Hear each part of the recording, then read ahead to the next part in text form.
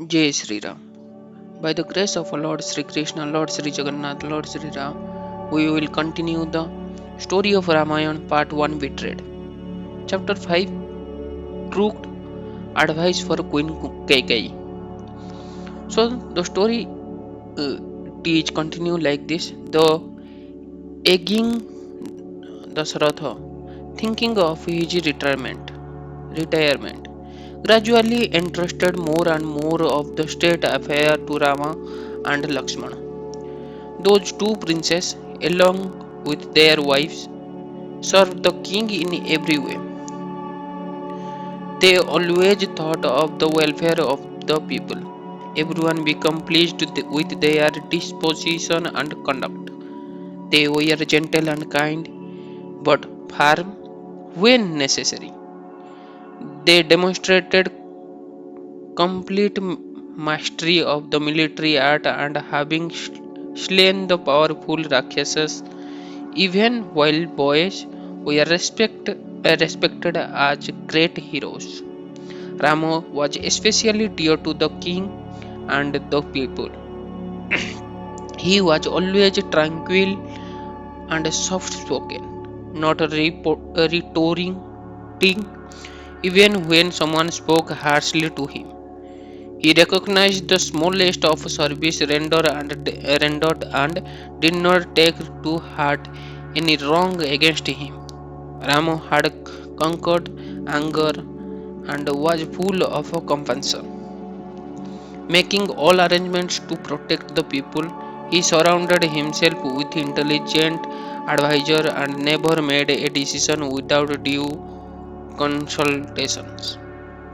Despite his power and ability, he always remained humble, mild, and self controlled. He was not influenced by envy or hatred, did not engage in frivolous talks, and always sought the good in others. Free from the sort, he was ever vigilant to carry out his duty. Rama gave delight to even the gods, who would frequently grace Ayodhya with their presence. He was as tolerant as Mother Earth, as wise as Bruhaspati, and as valorous as Indra. His personal beauty was as resplendent as the brilliant sun god. Dasaratha, seeing his son endowed with so many virtues, longed to see him installed as the prince regent.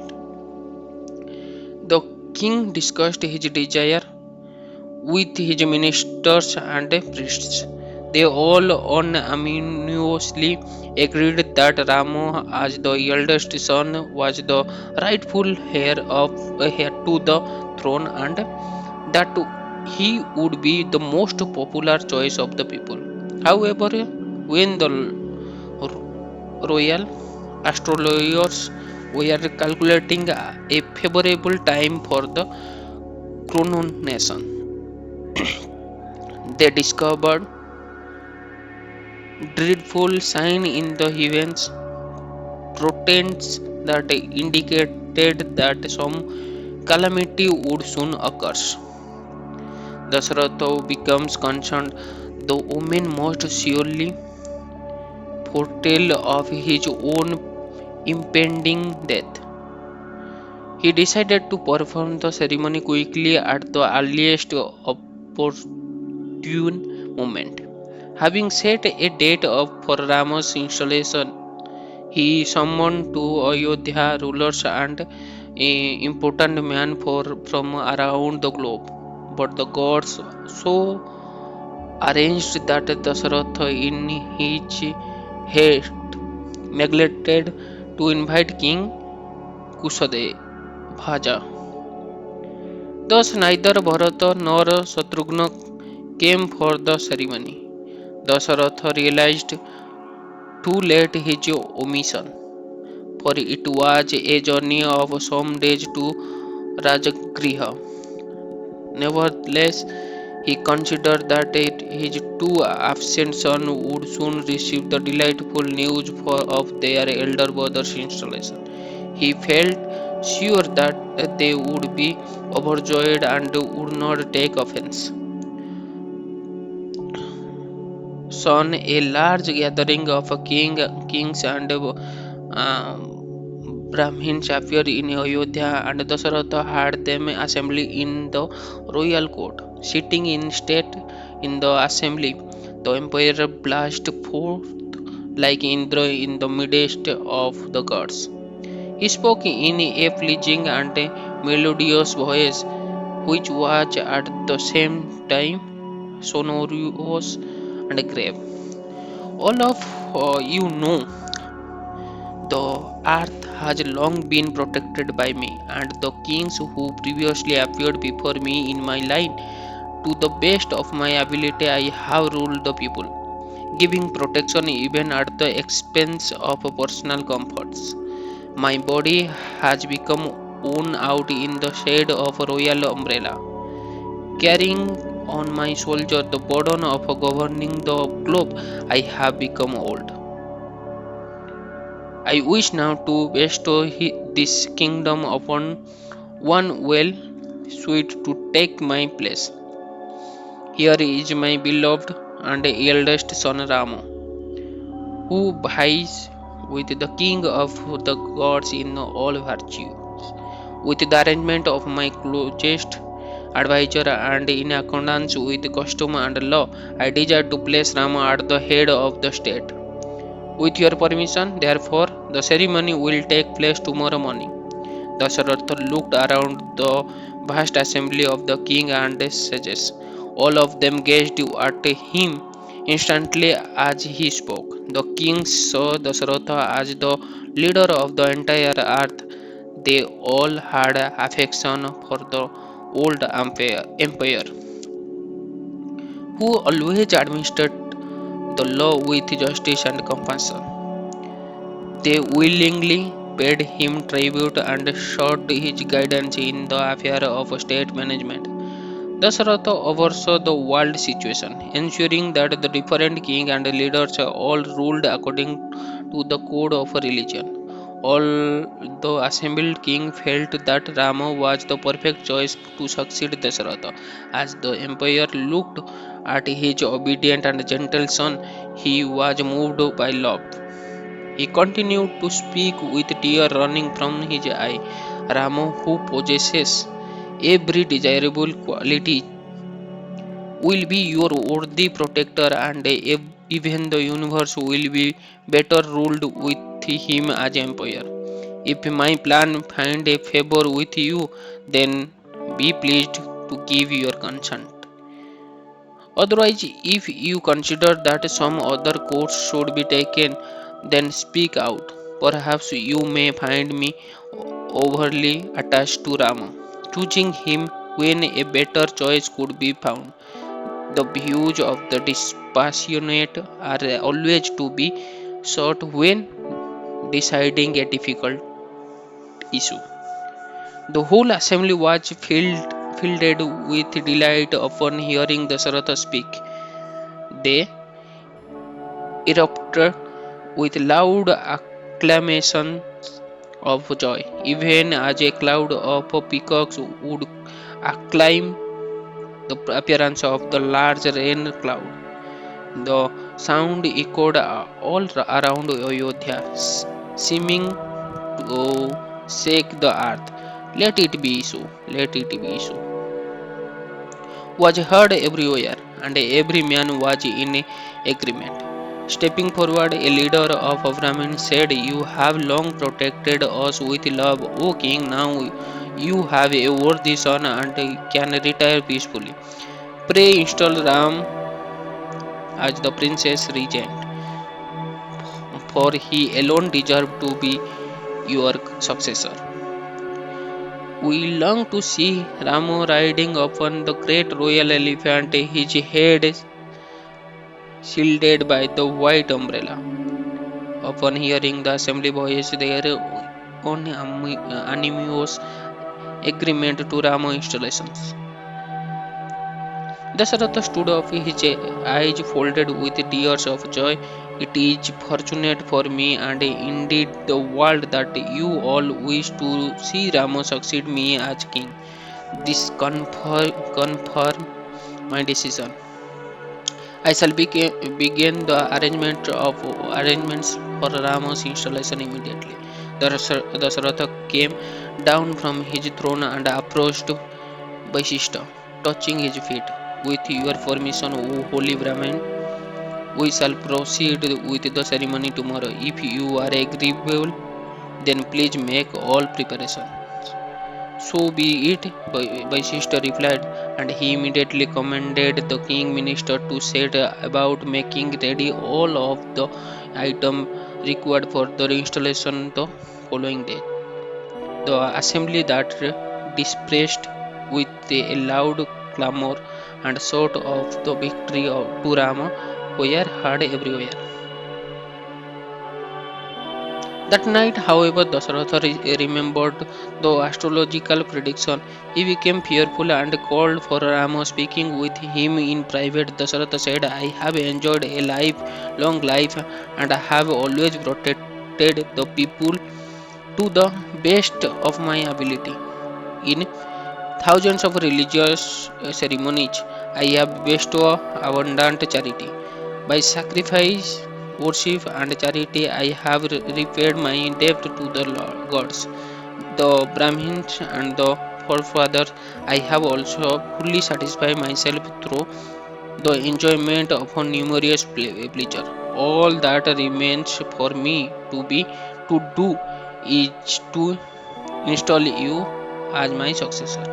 Dasharatha clasped Rama close to his bosom.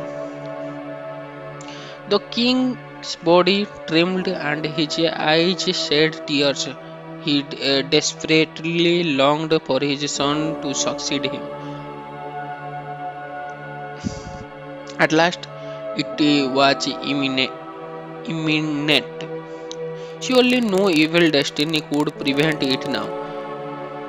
Would not even the gods desire to see this magnificent prince become the king?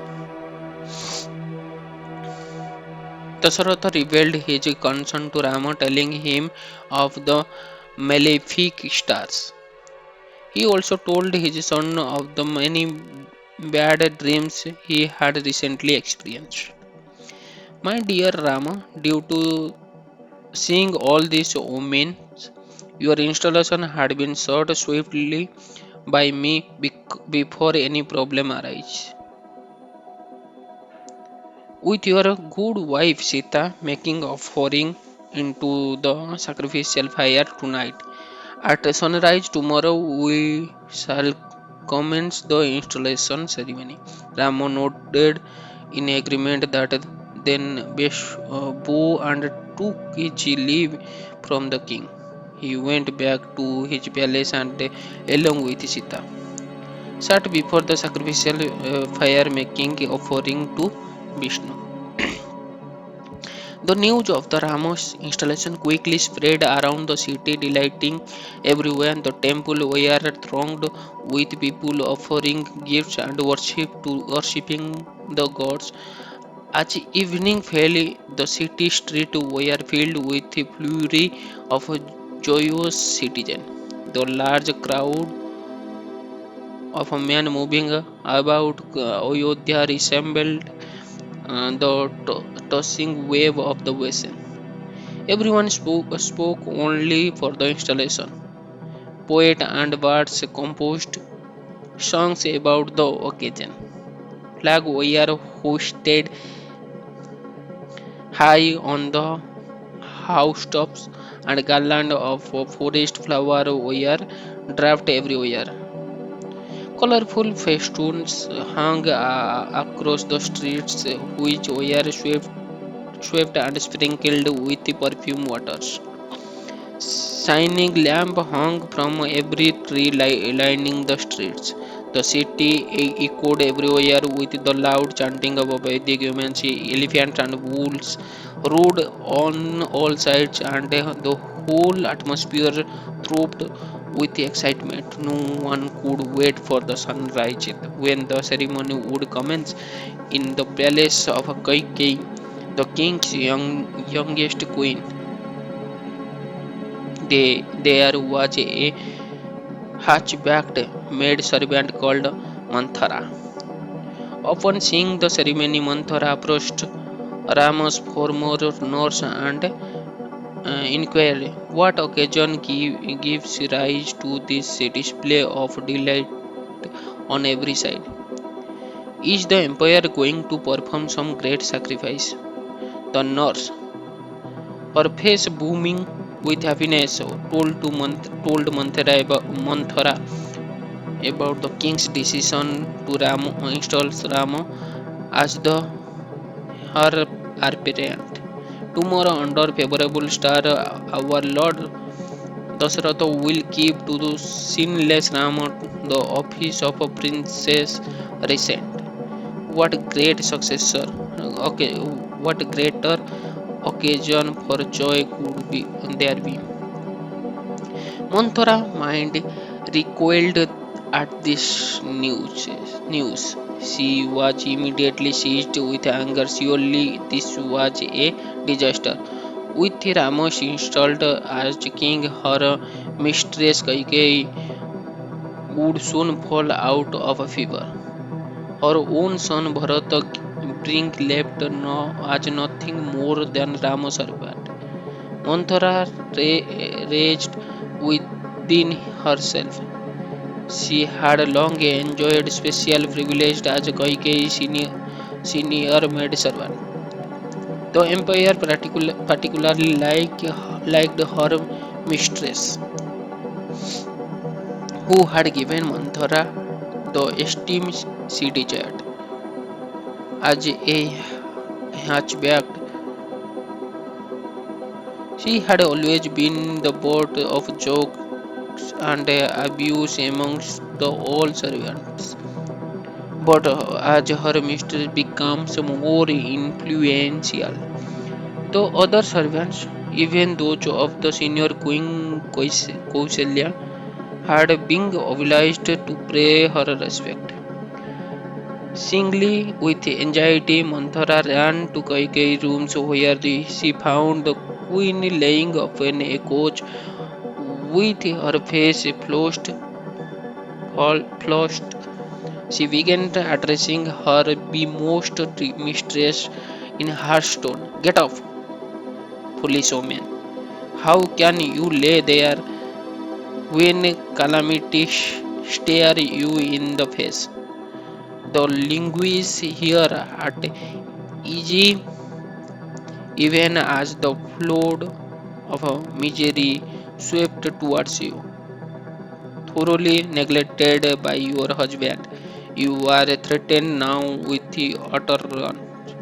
Kaikeyi looked affectionately at her servant. Manthara had been her childhood nurse, and Kaikeyi saw her like her own mother. The queen had not heard the news about Rama, and she inquired from Manthara, pray tell me what causes you sorrow at this time.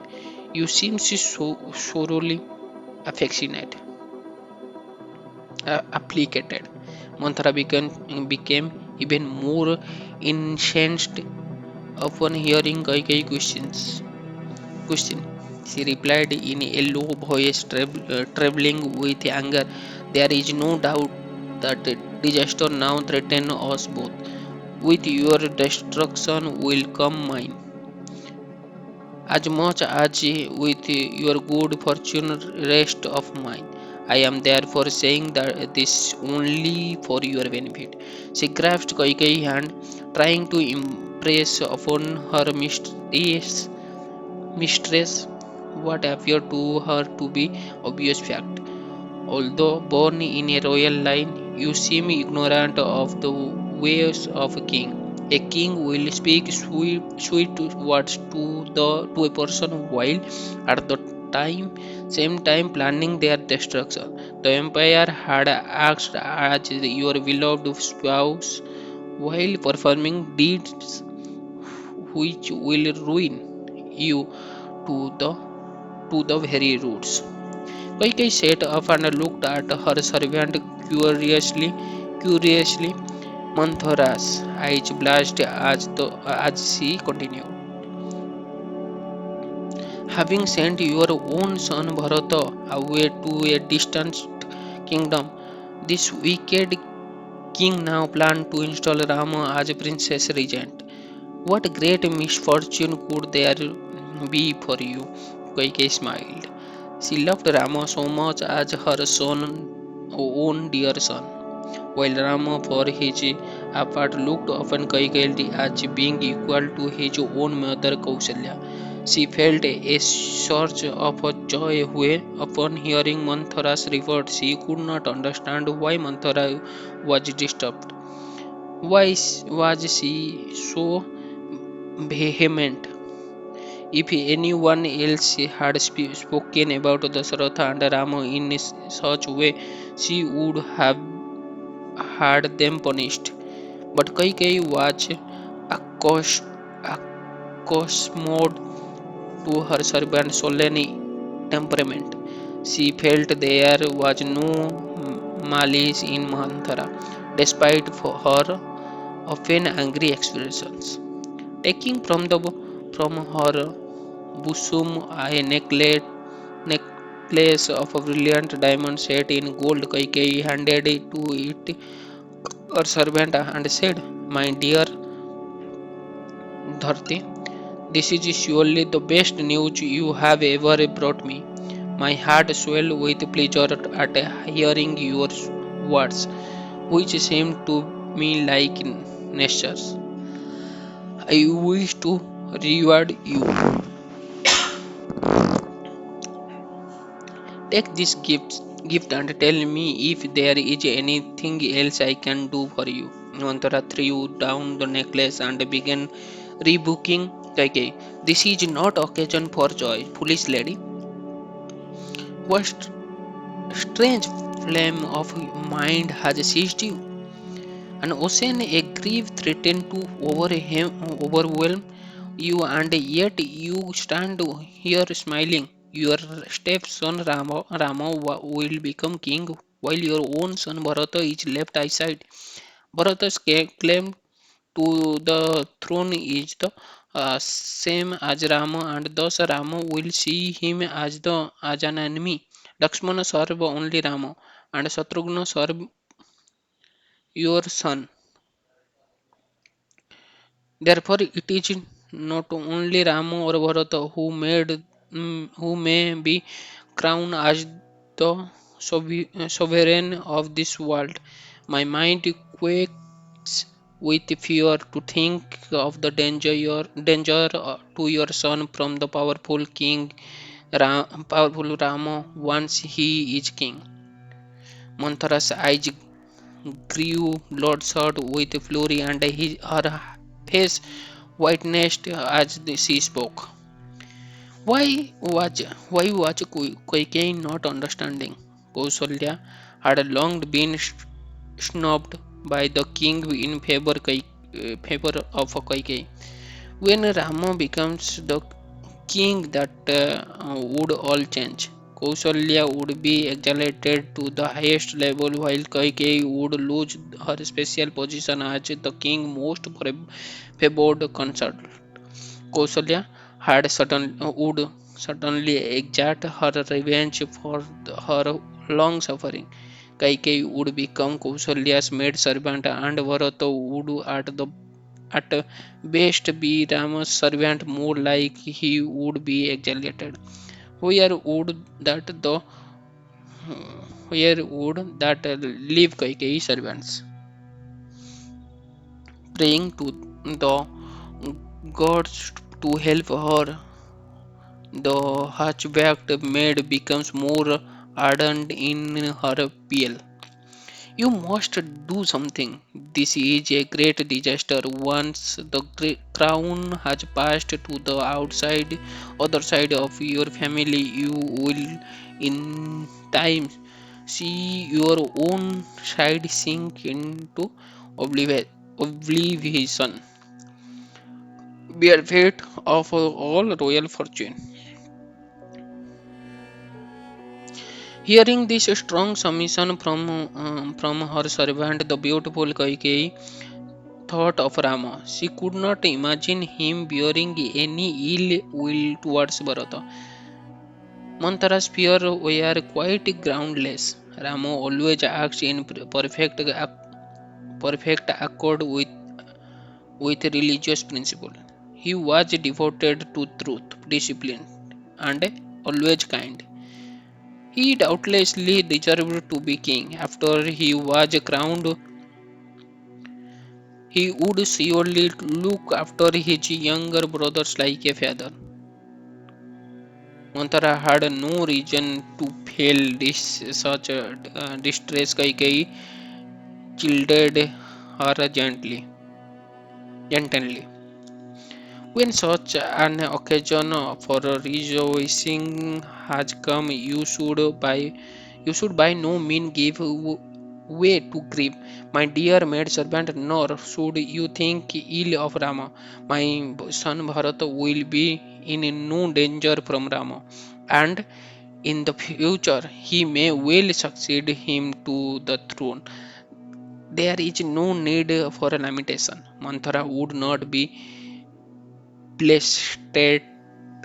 In order to improve her own position, she wanted her mistress to be the mother of the king. Blinded by her own greed and envy, Manthara considered the empire to be acting from similar motivations. Similarly, she continued to beseech Kaikeyi in increasingly rancious tones. Surely it is due only to stupidity that you fail to see impending doom.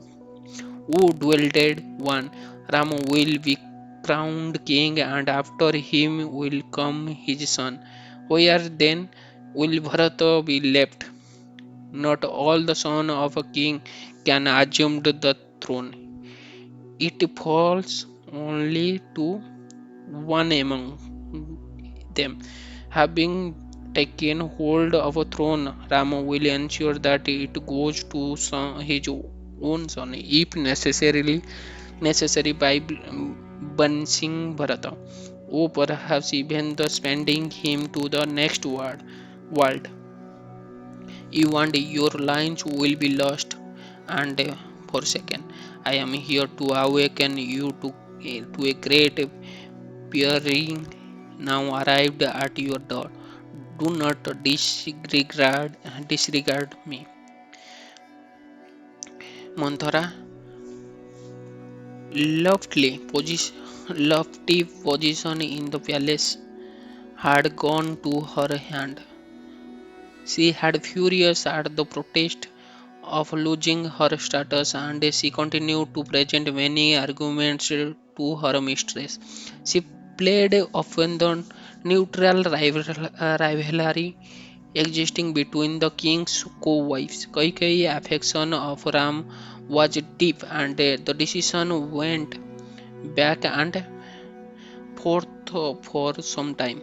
But gradually Manthara began to change her mistress' mind by God's arrangement. Her argument swayed Kaikeyi's mind, and the queen's intelligence becomes confused. Although she loved Rama, she began to consider that his installation was an injustice. Manthara saw in Kaikeyi's face that her mind was wavering. She grasped the queen's hand. There is a way by which we may not be ruined. If Ram can be sent to the forest and Bharata installed in his place, then the sovereignty may be secured in your line.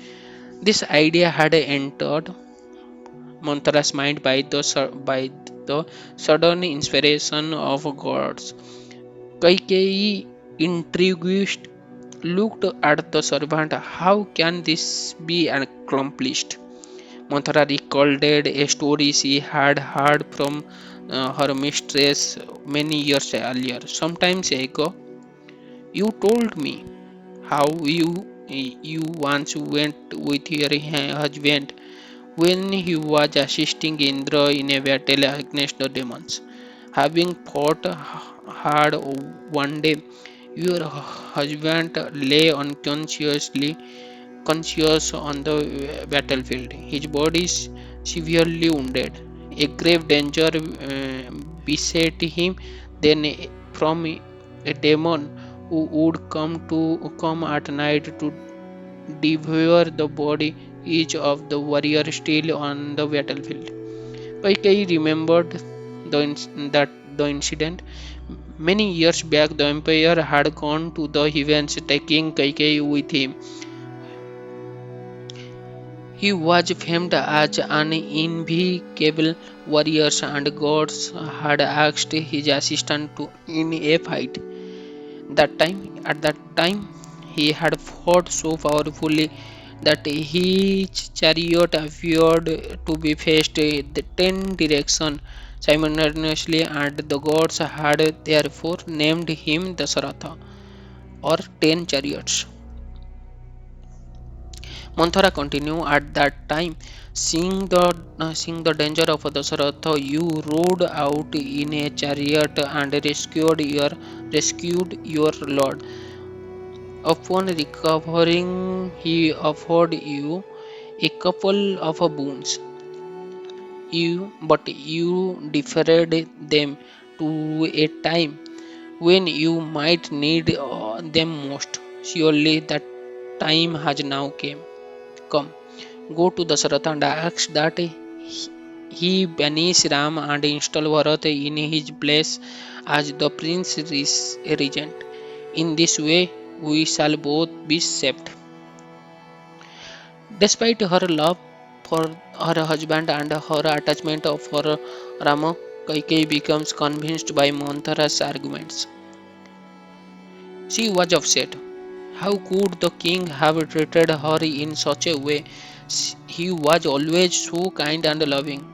Was all that just a show to win her favor? She begins to feel angry. The king might have spoken on many sweet words to her, but by his behavior it was obvious that he favored Kausalya. They had probably even conspired together to have Bharata sent away. Why had she not realized it before? It was obvious now. The whole situation was revealed. Dasaratha had shown his real feeling by completely neglecting her and the favoring Kausalya's sons instead. Kaikeyi he made a doleful sign, saying, "Your suggestion find favor with me, Manthara. I shall this very moment go before the king and ask of him these boons." Manthara's mind was full of a cunning. Her eyes narrowed. You should ask that Rama be banished for no less than 14 years. Within that time, your son Bharata will become dear to the people and he will be firmly established on the throne. Manthara intelligently knew that Bharata could never become the king in Rama's presence. People would not allow it to happen. Even the humble Bharata himself would most surely not accede to such an arrangement. Rama had no to be banished. The maid servant continued, "Do not allow Ram to remain in the kingdom. By his power and influence, he will seize the throne. Even if Bharata is crowned, your son has long been away while Rama has been here, winning the heart of the people. It is imperative that Rama be sent away for a long time." Kaikeyi listened with the full attention of her maid servant, revealed her insidious plan. Listen, Aj, I tell you the mean of approaching the king. Putting on soiled garments, you should go to the suckling chamber and lay down on the bed floor with your ornaments casted about and your hair is disarray. Lay there weeping. Manthara knew that her mistress was guideless by nature. The queen would not have acted politically, even though angered, but her servant led her along. She spoke of Dasharatha's special affection for his youngest and most beautiful wife. The king will never be able to tolerate your sullen mood. He cannot ignore your order.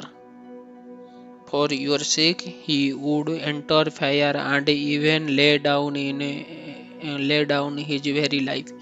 Using the power of your charms, you will easily achieve your ends, O beautiful lady. Clenching her fists, Kaikeyi sat on her bed, spread with a pure white silk sheet. Manthara was right. The king obviously liked her for something. If if only her beauty and charms. Every evening he spent time with her.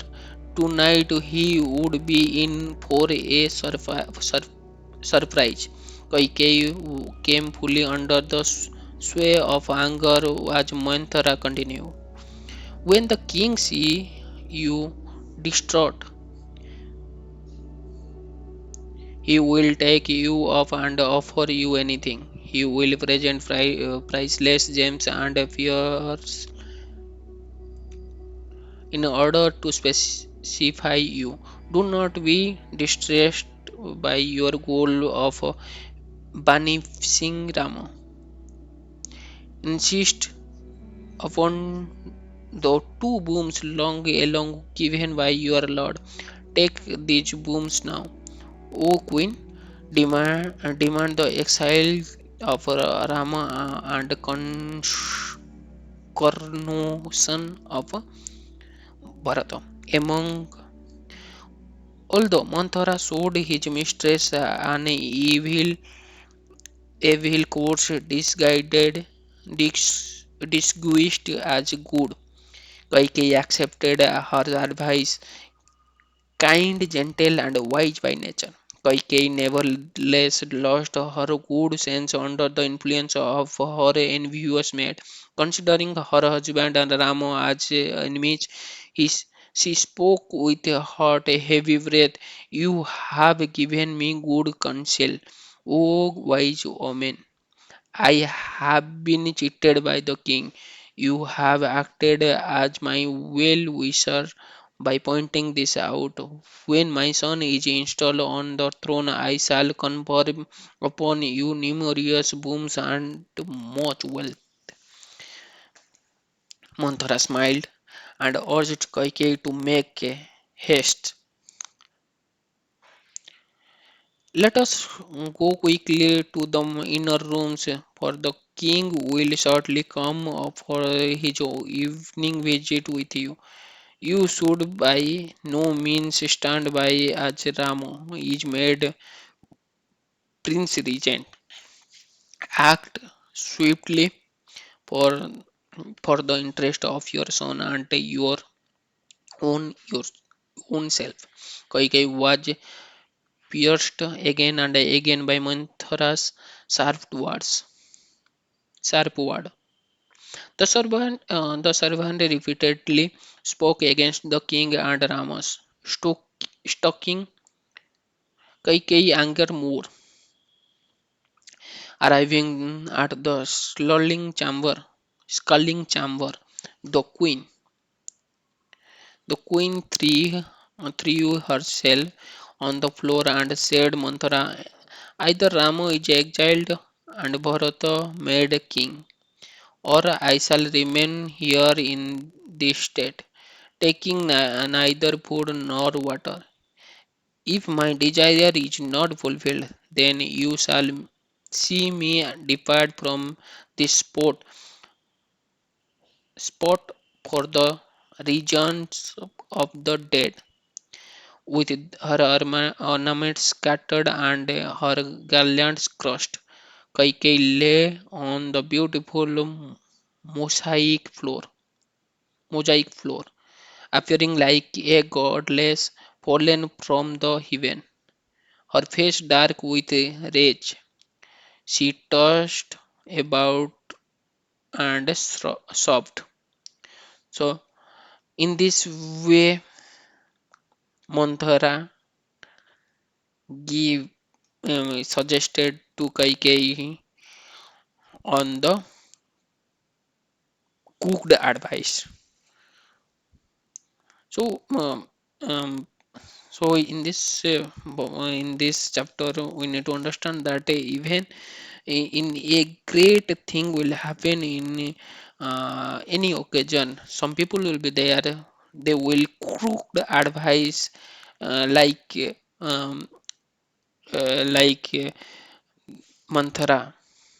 They always try to take their benefit from the from this occasion, even it won't be helpful to the family, society, or the whole world. So we should take care of the thought with the good sense or self realization. Jai Jagannath, Jai Sri Krishna, Jai Sri Ram.